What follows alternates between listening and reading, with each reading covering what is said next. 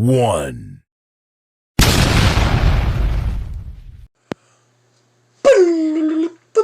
Drumroll, please. Hello, YouTube.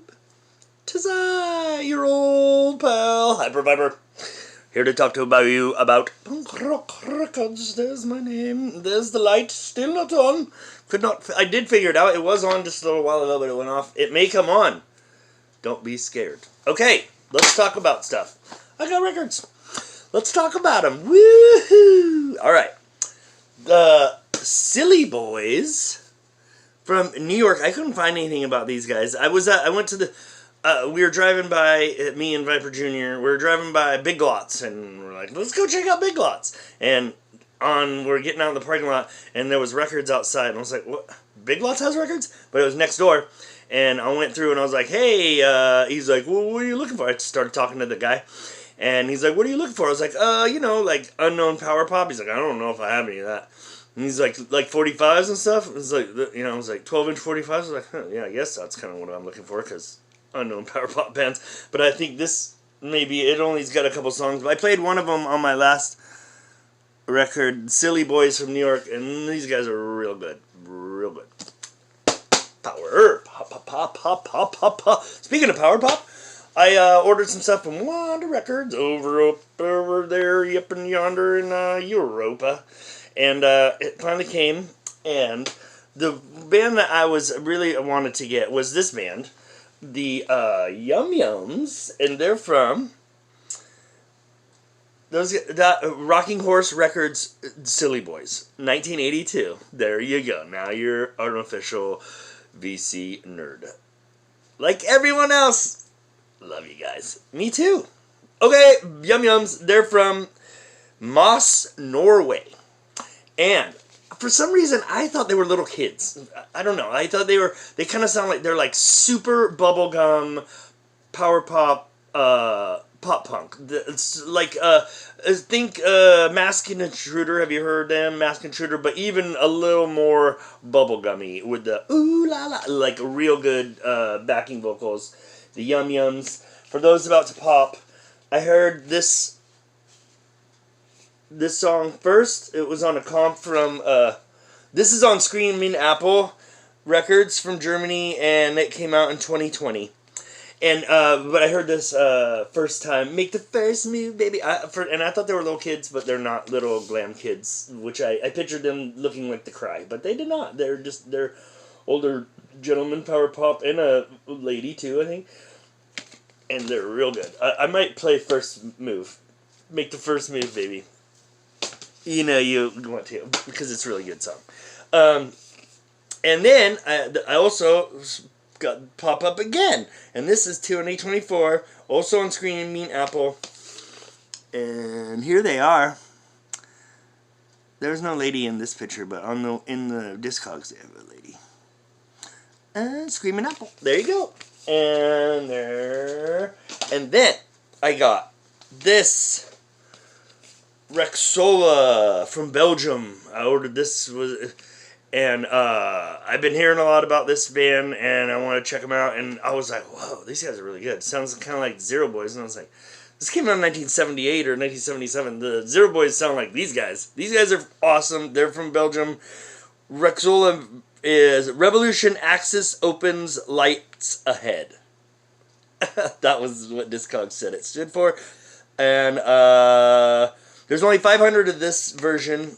This came out in Radiation in 223, and this is a 1978 record, and it has a really cool vinyl. And when my light is on, it makes it real 3D, because it's like blue, and then that like orange or whatever it is. Here's the back. It's funny, the record store I was at, and I saw this in the wild, and I had already ordered it, and I was like, man, but there's only 500 of this version, so I don't know if the one I saw in the wild was that, but I mean, come on, whatever. Oh, and then I ordered this, Chin Chin. They're from Biel, Switzerland, and this is Cry in Vain. It's kind of a compilation of these. This is like from, I don't know, the 80s or whatever, 85, 86, 88, 84. This is like their recordings of different why weren't these guys popular? These guys are like power pop perfection girl group with like 60s inspired, but like punk version. Why weren't these guys? I mean, if like the Go-Go's were popular, why weren't these guys? Or the Bangles? These guys are great. I hope they were in their country because these guys. I don't know why they weren't on MTV. This is a really good record. Power pop gals from Belgium or wherever they're from. And then this is one of the reasons I don't know why I'm so obsessed with this band, but the Generation Suicide. I don't know. Suicidia. I don't know how to say that. It's just Spanish here. You see it? Every time I put it in Discogs, I spell it wrong. Generation Suicidia. And no, we don't have any band. It's like one letter off. But anyway, I'm obsessed with this lady. She's the drummer, and I first heard of them, so I wanted to check them out. And there's a video of them, and she's playing. They're at this house party, and she's like, she's hitting like the one of the first comments is like, "I'm a drummer, and how is it humanly possible she's hitting the snare or the hi-hat that fast?" Because it is. She's like so fast, so good. She's not bad to look at either. Well, and they speak in all Spanish. I don't know what they're talking about, but I assume it's political. And some of these songs, I don't know. I think this is a best of. It says whatever their name, Generation Suicide 24-16, and this is on Puke and Vomit. So it's assume it's their like songs, but she sings backup on the other records I have, and she doesn't sing, or it's not as stand out as much as it was on that record. So this one isn't as good, but this is a little bit later than that other one. That was their demos, but it's still some of the same songs. I was looking, it's still some of the same songs, but whatever. They're coming here. I think I'm gonna go see them, but yeah, they go. Oh, should I say what they sound like? Well, maybe. They're kind of like dark punk with singing Spanish, and they have kind of post-punk sounding guitars. That's what. Okay, then these two things showed up, and I was like, did I start drinking again? I don't remember ordering it, but this is because I was like, oh, a 7-inch what? This is Voodoo Donuts, where I worked briefly. Well, not briefly. It was a little long for my taste. It was like a year and a half, maybe 2 years. This is, yep, Poison Idea donut record. Did you know about this? Well, it was a little expensive for my taste at the time, and so I didn't get it. And there's some... I think this is a famous Portland punk ladies, but I don't know. I don't know, but then little things that I know... Baby's Head, Jerry A. Okay. When this came out, they gave him... Well, I worked there, and I happened to be working the register, and he came up, and he got, like, a thing of donuts, and he had a gold card, which they give to, like, I think, like, super cool people. And it means you can get whatever you want at Voodoo for free. And he tipped me $20, but whatever. I knew who he was. I think he knew that I knew who he was, because the other people didn't know who he was. Like, they're cool, but they weren't cool enough to know who Jerry A was. I mean, come on. Whoa! Fucking kings of punk! Portland, Oregon. Hello, people. That was the mullet gender crowd, but whatever. Oh, hey! Want to hear a cool song? Chocolate. Double Chocolate Penetration, which is the song. There it is. You got the download code. I'm not going to do it, but I really like that song, and I wanted to look up my buddy who has the same name that I do and the same last name, and we met each other a long time ago. He's from McMinnville, which is down south, and I'm from Corvallis, which is a little farther down south. We had the same first name and last name, and so it would be confusing because a lot of people have our name. It's Matt. Big reveal! My name's Matt. Hello! It's not Hyper Viper 1. I wasn't born with that. It's not my Christian name. Oh. But anyway, Maddie B and I also. My last name too? B? It's spelled B-H-E. Whatever. Anyway, this song, he's not on it. Vegetable. This is weird brown kind of label, red-ish. So I could keep going and talk about the actual record. I wanted to look if my buddy was playing guitar, because he played guitar for Poison Idea for a long time, and he's not on this record. But Vegetable was the helped Jerry. Him and wrote that Double Chocolate Penetration. And I might play the needle drop that. Maybe, probably not. I'm not going to needle drop anything. I'm lazy. But whatever. That's Poison Idea. And when I was looking up to see if my buddy was in it, I found this. Oh, and I ordered it off Amazon. Our little Jerry A King of Punk, wrote a book about being the King of Punk from Portland, and I'm going to read it. It's got it. There we go. There's little baby Jerry A. And there's Poison Idea record. And there's the plastic. Okay, and then, same day, another record. Oh, what is this? Because there was a problem. Discogs, but they got on it. I said I ordered a record, didn't come, and I sent them an email, no response. So I said Discogs, whatever the time I put in a no response. Then the guy sent me a refund of half the money, and he said he was going to send me the record. He just forgot to check. I was like, okay, I was only sold one record before, and he forgot that he even had this on there. So I was like, okay. He sent me half the money, and he sent me the record. So I got it for half price. And let me tell you, this record is so good. So good. But you know that our pal Midlife Crisis Rants, he showed this, and I was like, I always thought it was a best of, because it has so many good songs on it. But some of the, I was looking at it, I was like, well, there's a couple songs I don't have on anything else, so I'll get it. It's not. It's their 7th studio album of the Toy Dolls, Absurd Ditties, and it may be one of the best records I own. It is so good, start to finish. Oh boy, look at that picture of the bass player guy, Carrie and Olga. I love that. And my first Toy Dolls album was the one that I bought after this one, the new one in '94. So I didn't even know about this is the new album. I didn't know anything. I don't know that much. You learn, you live, you laugh. Ha ha ha. Okay, a CD? Yep, I ordered a CD. I thought it was 7-inch. But I looked it up just now. There's no other ones. It's from 2006, and it was sealed, and it has the cool obi because they're from Japan or whatever. The Boys Order. This is like power pop punk, female singer mostly. Real good from Japan, and this is Play It Back EP from 212 on October Moon.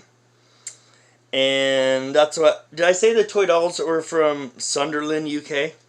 Did I say the Poison Idea was from Portland, Oregon? But you know that. You should. Poison Idea. Okay. King's Punk. Alright. And the singer's name is Jerry A. Lang. So if you want to find his book, which is called Black Heart Fades Black, then you can get it. Okay. Then, CD. It's pretty good. I was happy. I thought it was cool, just, I don't have that much stuff with the obi on it, and no CDs. And I looked it up again, there's no other copies of this, and it was sealed, so it's kind of cool. But, like, this, can't be that many of those left. Alright, then, I ordered directly from this guy, and I would suggest that you do too, because he sent me free stuff, and he sent me free stuff before. I think he likes it, and he wrote, whatever, let's talk about it, because he's a cool guy, and this guy. Brad Marino. Look, he signed it.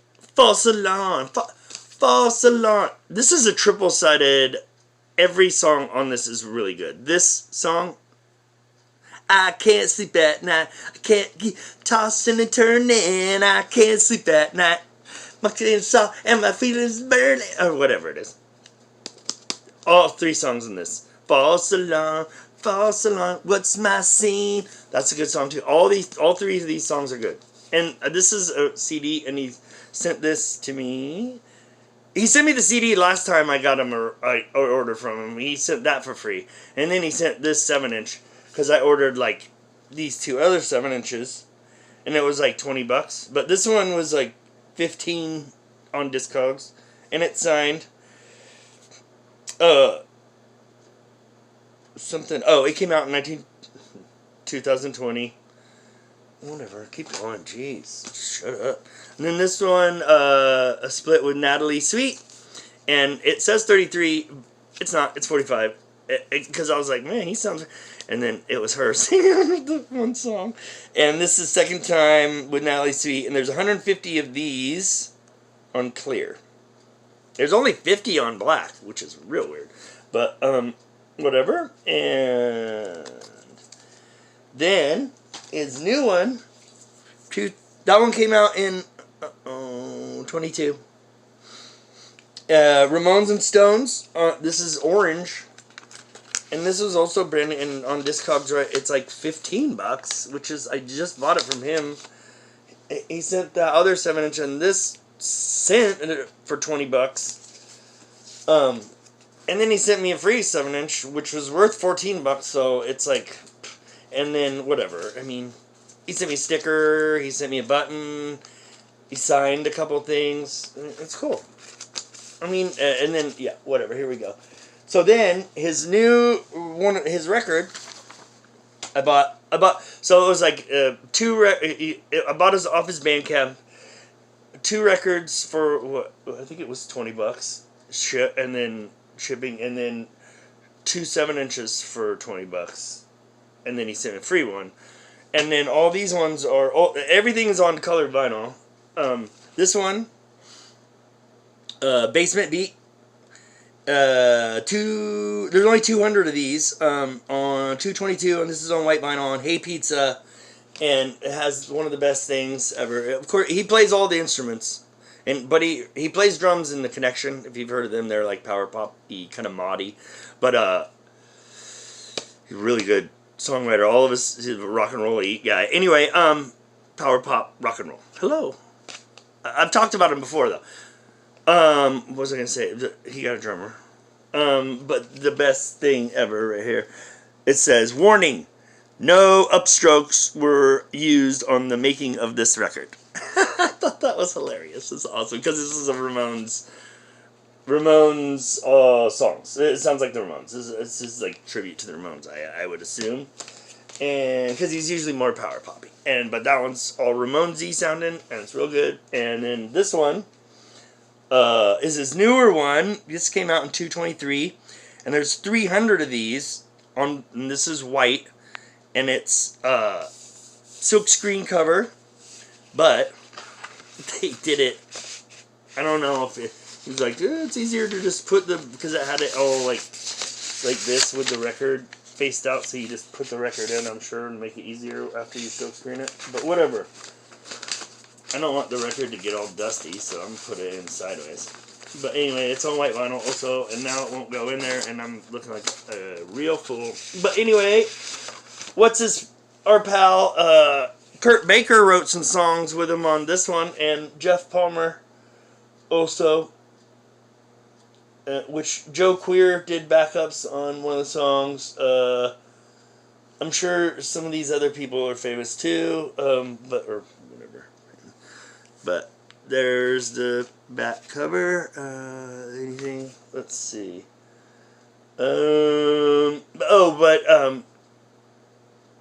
Kurt Baker wrote some of the songs. He wrote "Hung Up," and he wrote "I'm Broke" with him, and it's talking about how they're like, "Hey, baby, I'm broke." Oh, it's like I don't really make myself. It feels good about I ordered directly from give him the money, and he sends it to me, and I know he appreciates it because I bought one of his records before, and then I bought he had a bundle where he had his first 2 records, but I'd already bought the first one, and I just bought the other one because it was like the price of one record, and so he signed it. And, you know, you can tell he appreciates it. It's like, he's sitting at home like, yes, the money. All right. Okay, then I went to, my buddy called me up and he said, hey, I have free tickets to a show and I can't go. And I was like, what? Okay. Thursday night. Okay. Head and Moto are playing. I was like, what? They are? Cool. I got free tickets, 2, and I took my buddy. And I got this. Moto, Masters of the Obvious, from Chicago, Illinois. Kind of lo-fi punk, and the show is great. It was all the cool, a lot of old, it kind of renewed my faith in the scene, but like, there was a lot of the people from bands, and a lot of old people. It wasn't any kids there, really, because these guys are older than me, both these bands, and, whatever, but this is new-ish from 223 on Nothing Records, from New Orleans, Louisiana, uptown. And, okay, so it says, I was looking this up, and he's from Chicago, Moto, Master of the Obvious, unreleased cassette from 1997 to 1998. There's 300 of these. Okay, and 12 minutes, I don't think it's colorblind. It has a, kind of a funny picture. I'll show it.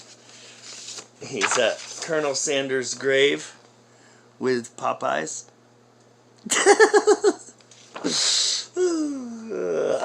I talked to him a little bit. He was like sitting there, and I was like, I went through the whole show when they played.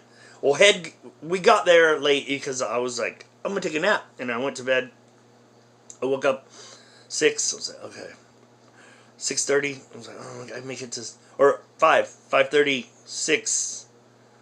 Okay, at 6, I'm like, all right, I'll make it to 7. I'll be fine. I woke up at 8:30. It's starting at 8:30. I was like, I gotta go. But I hadn't eaten. I gotta eat. And so then I had to pick up my buddy. And he doesn't live very far, so it wasn't that long. We went there. Head was already playing. I didn't get to see every song, but I did get to see most of it. I think they played like 3 or 4 songs. And that was sad, because that's what I wanted to see. But anyway, in between songs, Moto was just sitting there, and so I went up to him and I talked to him. And he's like, "Oh, just flew in for this." So I don't know if they were going anywhere else, but and then, okay, then this, glory, glory, Head, and look at that, cool. It's like a Captain Crunch Head sticker on the outside of the plastic. And this is a European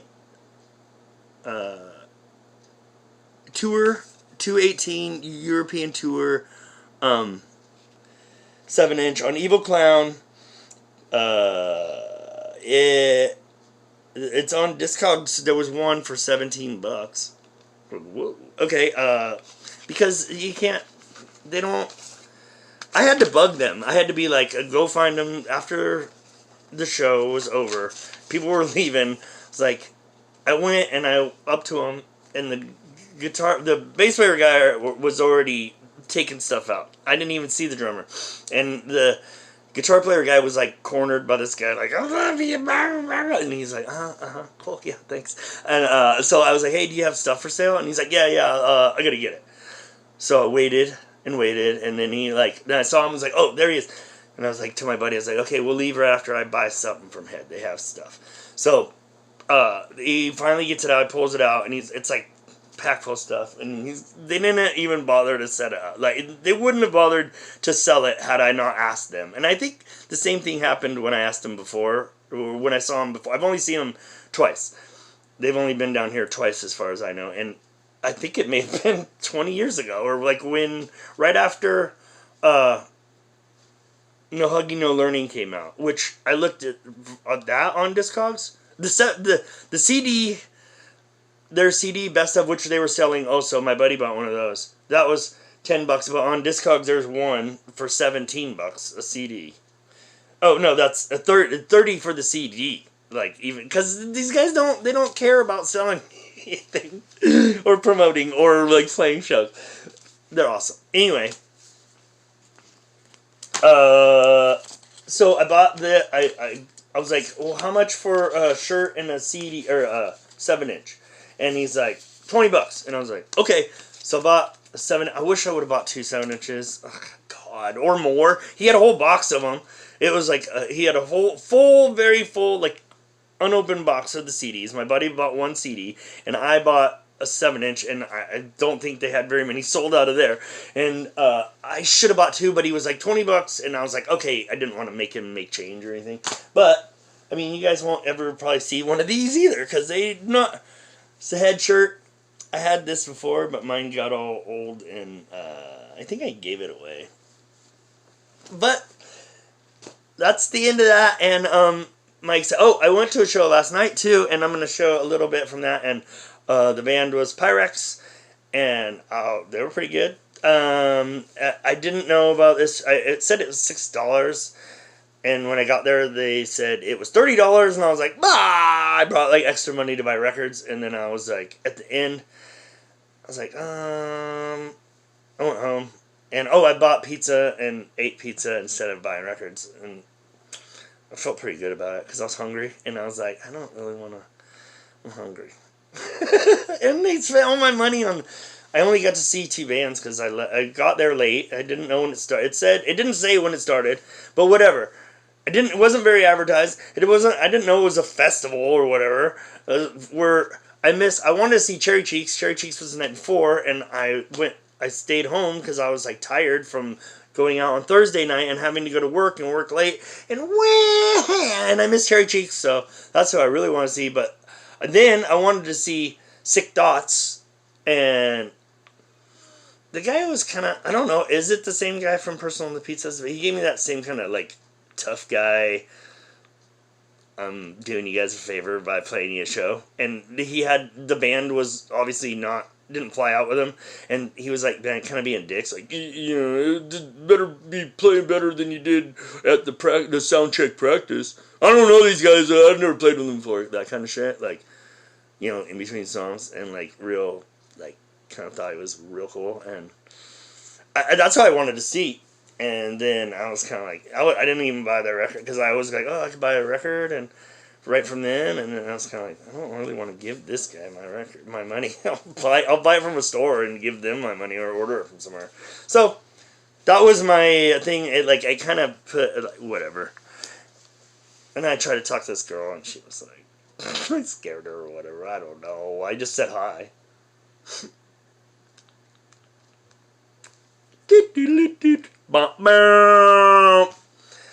Bye-bye for now. I'm Hyper Viper. I also ordered a Kurt Baker record, and it didn't come yet, and I haven't got a receipt. I was going to wait for that, but then they haven't sent anything that it's coming. I ordered from a record label, and it was like a repress of when it was like early power pop records.